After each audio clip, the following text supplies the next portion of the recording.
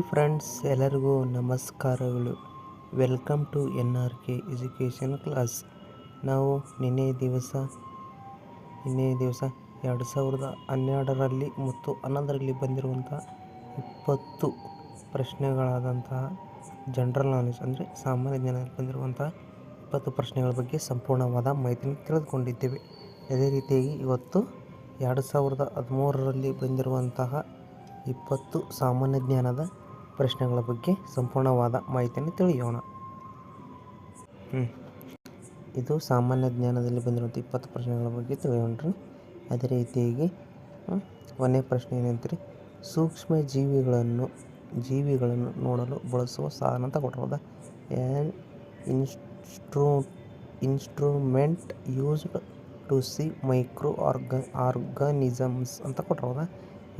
Option a ದೂರದರ್ಶಕ, option b ರೋಹಿತದರ್ಶಕ, option c microscope, option d binocular ಅಂತ ಕೊಟ್ಟಿರೋದ. ಇದಕ್ಕೆ ಸರಿಯಾದ ಉತ್ತರ ಯಾವುದಾಗುತ್ತೆ ರೀ? ಆಪ್ಷನ್ ಸಿ ಯಾವುದಾಗುತ್ತೆ ರೀ? ಆಪ್ಷನ್ ಸಿ ಇದಕ್ಕೆ ಸರಿಯಾದ ಉತ್ತರ ಆಗುತ್ತೆ ರೀ. ಅದೇ ರೀತಿ ಎರಡನೇ ಪ್ರಶ್ನೆ ನೋಡ್ರಿ, the women body as dash bones ಅಂತ ಕೊಟ್ರು. ಅಂದರೆ ಮಾನವನ ದೇಹದಲ್ಲಿ ಒಟ್ಟು ಡ್ಯಾಶ್ ಮೂಳೆಗಳಿವೆ ಅಂತ ಕೊಟ್ರು. Option A 210, option B 201, option C 206, option D 208 ಅಂತ ಕೊಟ್ಟಿರೋದ. ಇದಕ್ಕೆ ಸರಿಯಾದ ಉತ್ತರ ಯಾವುದಾಗುತ್ತೆ ರೀ? 206 ಅದರ ಯಾವುದಲ್ಲ ರೀ? ಮಾನವನ ದೇಹದ ಒಟ್ಟು ಮೂಳೆಗಳ ಸಂಖ್ಯೆ ಎಷ್ಟು ರೀ? 206. ಅದೇ ರೀತಿ ಮೂರನೇ ಪ್ರಶ್ನೆ ನೋಡ್ರಿ, ದ ಮ್ಯೂಸಿಕಲ್ ಪ್ಯಾಲರ್ಸ್ ಆರ್ ಇನ್ ಅಂದರೆ ಸಂಗೀತದ ಸ್ವರಗಳಾದ ಸರಿಗಮ ನುಡಿಸುವ ಕಲ್ಲಿನ ಕಂಬ ಇರುವುದಂತ ಕೊಡ್ರಿ. ಆಪ್ಷನ್ ಎ ಹಂಪಿ ದೇವಾಲಯಗಳು, ಆಪ್ಷನ್ ಬಿ ಬೇಲೂರು ಮತ್ತು ಹಳೆಬೀಡು ದೇವಾಲಯಗಳು, ಆಪ್ಷನ್ ಸಿ ಸೋಮನಾಥಪುರ ದೇವಾಲಯಗಳು, ಆಪ್ಷನ್ ಡಿ ಐಹೊಳೆ ಪಟ್ಟದಕಲ್ಲು ದೇವಾಲಯಗಳು ಅಂತ ಕೊಟ್ಟಿರೋದಾ. ಹೌದಾ? ಸರಿಗಮಪ ಅನ್ನೋದು ಇದು ಎಲ್ಲಿ ಕಂಡು ಬರುತ್ತಪ್ಪ ಅಂತಂದರೆ, ನುಡಿಸುವ ಕಲ್ಲಿನ ಕಂಬ ಅಂತಂದರೆ ಇದು ಹಂಪಿ ದೇವಾಲಯದಲ್ಲಿ ಕಂಡು ಬರುತ್ತೆ. ಹೌದಾ? ಹಂಪಿ ದೇವಾಲಯದಲ್ಲಿ ಕಂಡು ಬರುತ್ತೆ. ಅದೇ ರೀತಿ ಐಹೊಳೆಯ ಪಟ್ಟದಕಲ್ಲು ಇವು ಬಾದಾಮಿ ಚಾಲುಕ್ಯರಲ್ಲಿ ಕಂಡು ಬರ್ತಾರೆ. ಹೌದಾ? ಬೇಲೂರು ಹಳೆಬೀಡು ಇವು ಕಂಡು ಬರ್ತಾರೆ. ಹೌದಲ್ಲ? ಆದ್ದರಿಂದ ಆಪ್ಷನ್ ಎ ಇದಕ್ಕೆ ಸರಿಯಾದ ಉತ್ತರ ಆಗುತ್ತೆ. ಅದೇ ರೀತಿ ನಾಲ್ಕನೇ ಪ್ರಶ್ನೆ ನೋಡ್ರಿ, which of the following is called the national bird of India ಅಂತ ಕೊಟ್ರೆ. ಈ ಕೆಳಗಿನವುಗಳಲ್ಲಿ ಯಾವುದು ಭಾರತದ ರಾಷ್ಟ್ರೀಯ ಪಕ್ಷಿಯಾಗಿದೆ ಅಂತ ಕೊಟ್ರೆ. ಆಪ್ಷನ್ ಎ ಪಾರಿವಾಳ, ಆಪ್ಷನ್ ಬಿ ಓಸ್ಟ್ರಿಚ್, ಆಪ್ಷನ್ ಸಿ ಗಿಳಿ, ಆಪ್ಷನ್ ಡಿ ಪಿಕಾಕ್ ಅಂತ ಕೊಟ್ರೆ. ಹೌದಾ? ನಮ್ಮ ರಾಷ್ಟ್ರೀಯ ಪಕ್ಷಿ ಅಥವಾ ಬರ್ಡಪ್ಪ ಯಾವುದಂತಂದರೆ ಯಾವುದ್ರಿ? ನವಿಲು. ಅದೇ ರೀತಿಯಾಗಿ ನಿಮಗೊಂದು ಪ್ರಶ್ನೆ ನೋಡಿ, ನಮ್ಮ ರಾಷ್ಟ್ರೀಯ ಪ್ರಾಣಿ ಯಾವುದನ್ನು ಅನ್ನೋದನ್ನು ನೀವು ಕಾಮೆಂಟ್ ಮಾಡಬೇಕಂತ ತಮ್ಮಲ್ಲಿ ವಿನಂತಿ.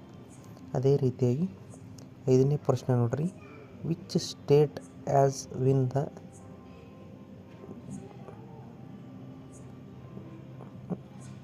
Jnanpith award for the highest number of times ಅಂತ ಕೊಟ್ರೆ. ಹೌದಾ? ಅತಿ ಹೆಚ್ಚು ಜ್ಞಾನಪೀಠ ಪ್ರಶಸ್ತಿಯನ್ನು ಪಡೆದ ರಾಜ್ಯ ಅಂತ ಕೊಟ್ರೆ. ಹೌದಾ? ಅದೇ ರೀತಿಯಾಗಿ option 1 Karnataka, option B Andhra Pradesh, option C Tamil Nadu, option D Kerala ಅಂತ ಕೊಟ್ರದ.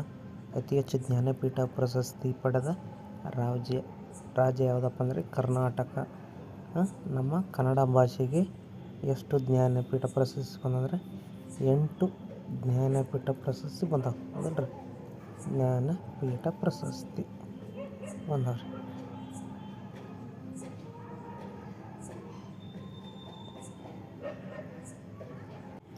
ಅದೇ ರೀತಿ ಆರನೇ ಪ್ರಶ್ನೆ ನೋಡ್ರಿ, teachers day is celebrated on the birth of day ಅಂತ ಕೊಟ್ಟರಲ್ಲ. ಡ್ಯಾಶ್ ರವರ ಜನ್ಮ ದಿನಾಚರಣೆಯನ್ನು ಶಿಕ್ಷಕರ ದಿನಾಚರಣೆ ಎಂದು ಆಚರಿಸುತ್ತಾರೆ ಅಂತ ಕೊಟ್ಟರು. Option A doctor S Radhakrishnan, option B Mahatma Gandhi, option C Jawaharlal Nehru, option D Lal Bahadur Shastri ಅಂತ ಕೊಟ್ರೆ. ಇದಕ್ಕೆ ಸರಿಯಾದ ಉತ್ತರ ಯಾವುದಾಗುತ್ತೆ ರೀ? ಶಿಕ್ಷಕರ ದಿನಾಚರಣೆಯನ್ನು ನಾವು ಡಾಕ್ಟರ್ ಎಸ್ ರಾಧಾಕೃಷ್ಣನ್ ಅವರ ದಿನಾಚರಣೆ ಇದೆ. ಅದೇ ರೀತಿ ಮಕ್ಕಳ ದಿನಾಚರಣೆ ನವಂಬರ್ 1ರಂದು, ಇದು ನವಂಬರ್ 14ರಂದು ಆಚರಣೆ ಮಾಡಿದೆ. ಮಹಾತ್ಮ ಗಾಂಧಿ ಜಯಂತಿಯನ್ನು ಅಕ್ಟೋಬರ್ 2 ಮಾಡ್ತೀವಿ. ಲಾಲ್ ಬಹದ್ದೂರ್ ಶಾಸ್ತ್ರಿ ಮತ್ತು ಮಹಾತ್ಮ ಗಾಂಧಿ ಜಯಂತಿಯನ್ನು 2 ಒಂದೇ ದಿವಸ ಅದಾವ್ರಿ. ಹೌದಾ? ಅದೇ ರೀತಿ 7ನೇ ಪ್ರಶ್ನೆ ನೋಡ್ರಿ. ಅವರ್ ನ್ಯಾಷನಲ್ ಆ್ಯಂಥಮ್ ಈಸ್ ಅಂದರೆ ನಮ್ಮ ದೇಶದ ರಾಷ್ಟ್ರಗೀತೆ ಅಂತ ಕೊಟ್ರು. ಹೌದಾ? ನಮ್ಮ ದೇಶದ ರಾಷ್ಟ್ರಗೀತೆ ಅಂತ ಕೊಟ್ರು. ಹೌದಾ? Option A Vande Mataram, option B ಸಾರೆ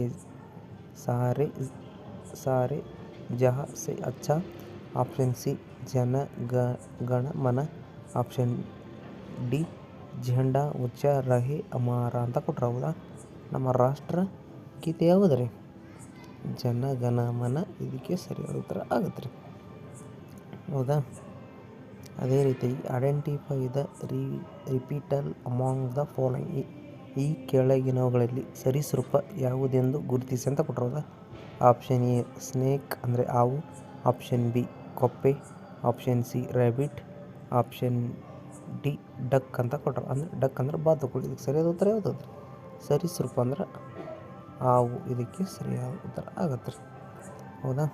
ಅದೇ ರೀತಿ 9ನೇ ಪ್ರಶ್ನೆ ನೋಡ್ರಿ. ದ ಹಿಮಾಲಯಾಸ್ ಈಸ್ ಎ ಅಂತ ಹಿಮಾಲಯವು ಒಂದು ಅಂತ ಕೊಟ್ರು. ಹೌದಾ? ಆಪ್ಷನ್ ಎ ನದಿ, ಆಪ್ಷನ್ ಬಿ ಬಯಲು ಪ್ರದೇಶ, option c mountain range, option D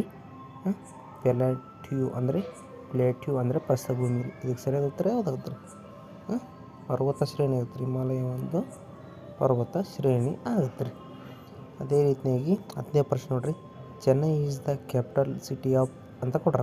Chennai ಇಂದು ಡ್ಯಾಶ್ ರಾಜ್ಯದ ರಾಜಧಾನಿ ಅಂತ ಕೊಟ್ರ. Option A Andhra Pradesh, option B Tamil Nadu, option C Kerala, option D Maharashtra ಅಂತ ಕೊಟ್ರು. ಹೌದಾ?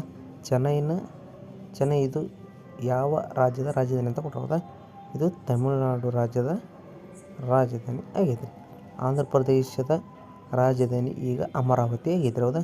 ಕೇರಳದ ರಾಜಧಾನಿ ತಿರುವನಂತಪುರಂ, ಮಹಾರಾಷ್ಟ್ರದ ರಾಜಧಾನಿ ಮುಂಬೈ ಆಗೈತೆ. ಅದೇ ರೀತಿಯಾಗಿ 11ನೇ ಪ್ರಶ್ನೆ ಅಂತ ಕೊಟ್ಟಾರ ನೋಡ್ರಿ. Doctor A P J Abdul Kalam is a ಅಂತ ಕೊಟ್ಟಾರ. Doctor A P J Abdul Kalam ಇವರೊಬ್ಬರು ಅಂತ ಕೊಟ್ಟಾರ. ಆಪ್ಷನ್ ಎ ವಿಜ್ಞಾನಿ, option b singer, option c cricketer, option d doctor ಅಂತ ಕೊಟ್ರು. ಹೌದಾ? A P J Abdul Kalam ಒಬ್ಬ ವಿಜ್ಞಾನಿ ಮತ್ತು ನಮ್ಮ ಭಾರತ ದೇಶದ 11ನೆಯ ರಾಷ್ಟ್ರಪತಿ ಇದ್ದಾರೆ. ಹೌದಲ್ರಿ? 11ನೆಯ ರಾಷ್ಟ್ರಪತಿ ಕೂಡ ಆಗಿದ್ದರು. ಹೌದಾ? ಅದೇ ರೀತಿ 12ನೇ ಪ್ರಶ್ನೆ ನೋಡ್ರಿ. The Krishnaraja Sagar dam is situated in ಅಂತ ಕೊಟ್ರ. ಕೃಷ್ಣರಾಜ ಸಾಗರ್ ಅಣೆಕಟ್ಟು ಇರುವ ಸ್ಥಳ ಅಂತ ಕೊಟ್ರ. Option a Bengaluru, option b Raichur, option c Mysuru, option d Shivamogga ಅಂತ ಕೊಟ್ರ. ಹೌದಾ? ಇದಕ್ಕೆ ಸರಿಯಾದ ಉತ್ತರ ಯಾವುದಾಗುತ್ತೆ ರೀ? ಆಪ್ಷನ್ ಸಿ ಮೈಸೂರು ಮತ್ತು ಮಂಡ್ಯ. ಏನ್ರಿ? ಮಂಡ್ಯ ಜಿಲ್ಲೆಯಲ್ಲಿ ಕಂಡು ಬರ್ತಿರೋದು. ಮೈಸೂರು ಮತ್ತು ಮಂಡ್ಯ ಜಿಲ್ಲೆಯಲ್ಲಿ ಇದಕ್ಕೆ KRS ಡ್ಯಾಮ್ ಅಂತ ಕೂಡ ಕರೀತಾರೆ. ಅದೇ ರೀತಿ 13ನೇ ಪ್ರಶ್ನೆ ನೋಡ್ರಿ. Unit of measuring length is ಉದ್ದವನ್ನು ಅಳತೆ ಮಾಡಿ ಏಳುವಿಕೆ ಅಂತ ಕೊಟ್ರ. Option A litre, option B metre, option C pound, option D watt ಅಂತ ಕೊಟ್ಟರು. ಸರಿಯಾದ ಉತ್ತರ ಯಾವುದಾದ್ರು ರೀ? ಉದ್ದವನ್ನು ಅಳತೆ ಮಾಡೋದಕ್ಕೆ ಏನಂತ ಮಾಡ್ತೀವಿ ರೀ? ಮೀಟರ್ನಲ್ಲಿ ಅಳತೆ ಮಾಡ್ತೀವಿ ರೀ. ಅದೇ ರೀತಿಯಾಗಿ 14ನೇ ಪ್ರಶ್ನೆ ನೋಡ್ರಿ. 14ನೇ ಪ್ರಶ್ನೆ ಅಂತ ಕೊಟ್ರೆ A triangle as dash angles. ಒಂದು ತ್ರಿಭುಜಾಕೃತಿಯಲ್ಲಿ ಡ್ಯಾಶ್ ಕೋನಗಳು ಇರುತ್ತವೆ. Option 1, option B 2, option C 3, option D 4 ಅಂತ ಕೊಡ್ರಿ. ಸರಿಯಾದ ಉತ್ತರ ಯಾವ್ದು ರೀ? ಆಪ್ಷನ್ 3 ಇದಕ್ಕೆ ಸರಿಯಾದ ಉತ್ತರ ಆಗಲ್ರಿ. ಅದೇ ರೀತಿ the group of letters AEIOU are called dash in English. AEIO ಗುಂಪುಗಳಲ್ಲಿ ಇಂಗ್ಲೀಷ್ ಭಾಷೆಯಲ್ಲಿ ಡ್ಯಾಶ್ ಎಂದು ಕರೀತಾರೆ ಅಂತ ಕೊಡ್ರ. ಹೌದಾ? Option A alphabets, option B letters, option C consonants, option D vowels ಅಂತ ಕರೀತಾರೆ. ಹೌದಾ? ಓವೆಲ್ಸ್ ಅಂತೇಳಿ ಕರೀತಾರೆ. ಹೌದಾ? ಓವೆಲ್ಸ್ ಎಷ್ಟು ಅದಾವಂದ್ರೆ 5 ಅದಾವೆ. ಹೌದಾ? ಕಾನ್ಸೋನೆಂಟ್ಸ್ 21 ಅದಾವೆ. ಹೌದಾ? ಕಾನ್ಸೋನೆಂಟ್ಸ್ 21 ಅದಾವೆ. ಹೌದಾ?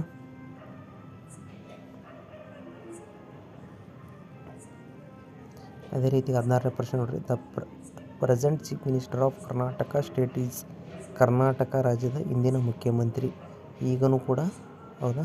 Option A B S Yediyurappa, option B H D Kumaraswamy, option C Siddaramaiah, option D S M Krishna ಅಂತ ಕೊಟ್ಟರು. ಹೌದಾ? 2013ರಲ್ಲಿ ನಡೆದಂಥ ಪ್ರಶ್ನೆಗೂ ಸಿದ್ದರಾಮಯ್ಯನವರೇ ಮುಖ್ಯಮಂತ್ರಿ ಇದ್ದರು, ಈಗೂ ಕೂಡ ಸಿದ್ದರಾಮಯ್ಯ ಇದ್ದರು. ಆದ್ದರಿಂದ ಇದಕ್ಕೆ ಸರಿಯಾದ ಉತ್ತರ ಯಾವ್ದಾಗ್ತದೆ? ಶ್ರೀ ಸನ್ಮಾನ್ಯ ಸಿದ್ದರಾಮಯ್ಯನವರು ಈಗಿನ ಪ್ರಸ್ತುತ ಮುಖ್ಯಮಂತ್ರಿ ಆಗಿದ್ದಾರೆ. 17ನೇ ಪ್ರಶ್ನೆ ನೋಡ್ರಿ. There are weeks in a year. ಒಂದು ವರ್ಷದಲ್ಲಿ ಒಟ್ಟು ಡ್ಯಾಶ್ ವಾರಗಳು ಇರುತ್ತವೆ ಅಂತ ಕೊಟ್ಟಾರೆ. Option a 50, option b 52, option c 51, option d 49 ಅಂತ ಕೊಟ್ಟರು. ಹೌದಾ? ಇದು ಸರಿಯಾದ ಉತ್ತರ ಆಗುತ್ತೆ. 52 ವಾರಗಳು ಕಂಡು ಬರುತ್ತೆ. ಅದೇ ರೀತಿ 18ನೇ ಪ್ರಶ್ನೆ ನೋಡ್ರಿ.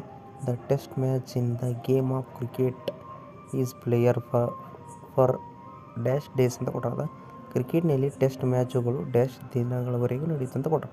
Option A 3, option B 6, option C 1, option D 5 ಅಂತ ಕೊಟ್ಟರು. ಹೌದಾ? ಟೆಸ್ಟ್ ಮ್ಯಾಚು 5 ದಿವಸ ನಡೀತಾವೆ ರೀ. ಹೌದಾ? 5 ದಿವಸ ನಡೀತಾವೆ. ಒನ್ ಡೇ ಅಂತಂದರೆ 1 ದಿವಸ ನಡೀತದೆ. ಹೌದಾ? ಅದೇ ರೀತಿ T20 ಬಂದರಿ. ಅಂದರೆ ಒನ್ ಡೇ ಅಂದರೆ 50 ಓವರ್ ರೀ. T20 ಅಂದ್ರೆ 20 ಓವರ್ನೇ ನಡೀತೈತೆ ರೀ. ಇದನ್ನು ಮುಂದಿನ ಎಕ್ಸಾಮ್ ಕೇಳಬಹುದು ರೀ, ಅದರಿಂದ ಹೇಳೇನು ರೀ. ಅದೇ ರೀತಿ 19ನೇ ಪ್ರಶ್ನೆ ನೋಡ್ರಿ.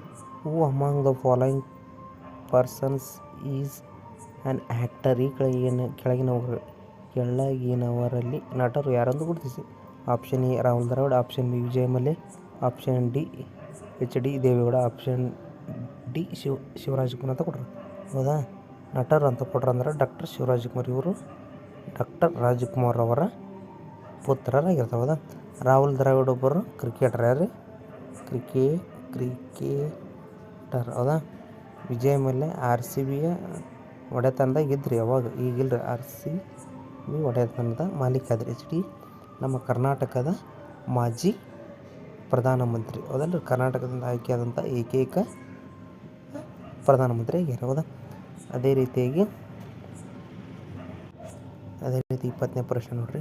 ಜೈ ಭಾರತ್ ಜನನಿಯ ತನುಜಾತೆ ಈಸ್ ರಿಟರ್ನ್ ಬೈ ಅಂತ ಕೊಟ್ಟರು. ಹೌದಾ? ಜೈ ಭಾರತ ಜನನಿಯ ತನುಜಾತೆ ಗೀತೆಯನ್ನು ಬರೆದವರು.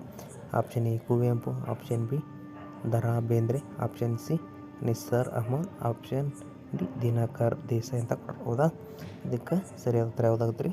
ಕುವೆಂಪು ಇದಕ್ಕೆ ಸರಿಯಾದ ಉತ್ತರ ಆಗುತ್ತೆ. ಅದೇ ರೀತಿ ನಿಸಾರ್ ಅಹಮದ್ ಎಂಬ ಕವಿಯನ್ನು ಏನಂತ ಕರೀತೀರಿ? ನಿತ್ಯೋತ್ಸವದ ಕವಿ ಅಂತ ಕರೀತಾರೆ. ಹೌದಾ? ಅದೇ ದಿನಕರ್ ದೇಸಾಯಿಯನ್ನು ಚುಟುಕುಗಳ ಬ್ರಹ್ಮ ಅಂತಂದೇಳಿ ಕರೀತಾರೆ ಅಂತ. ಇದು 2023ರಲ್ಲಿ ಬಂದಿರುವಂತಹ ಸಾಮಾನ್ಯ ಜ್ಞಾನದ ಪ್ರಶ್ನೆಗಳಾಗಿರುತ್ತವೆ. ವಿಡಿಯೋ ನೋಡಿದ್ದಕ್ಕಾಗಿ ಎಲ್ಲರಿಗೂ ಧನ್ಯವಾದಗಳು. Thank you very much.